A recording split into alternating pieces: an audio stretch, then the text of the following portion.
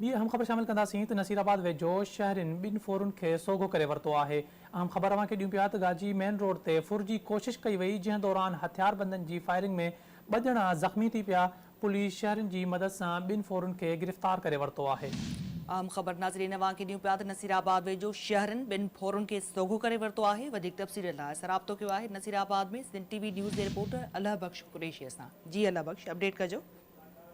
जी निदा नसीराबाद में कुछ देर अॻु में नसीराबाद गाजी क्वाड हिकिड़ो मेन रोड आहे ऐं हिकिड़ो गुचल आबादी वारो रोड आहे। उन ते दुकानदार आहे अख़्तर चांडियो, जंहिंजो इज़ी लोड जो दुकानु आहे ऐं उन सां गॾोगॾु वरी हुनजी साइकिल जो बि दुकानु आहे। उते टे फ़ोरू हुआ जेके मेहर जा ॿुधाया वञनि था। हिकिड़े जो नालो इमरान मक्सी ऐं ॿिए जो शौकत लाशारी ऐं टियों जेको फ़ोरू आहे जेको अञा ताईं पुलिस पकड़े न सघी आहे, उहो ज़ात जो चांडियो ॿुधाए पियो वञे। उहे हिन जे दुकान ते चढ़िया आहिनि। हिन खां फुर कई अथनि, रोक रक़म, मोबाइल फ़ोनियूं, ॿियो सामान ई फुर करे जीअं हिन दुकान तां लथा आहिनि त दुकानदार दाऊं कयूं आहिनि त ठीकु आहे क़रैशी, अपडेट करण लाइ वॾी महिरबानी अव्हांजी।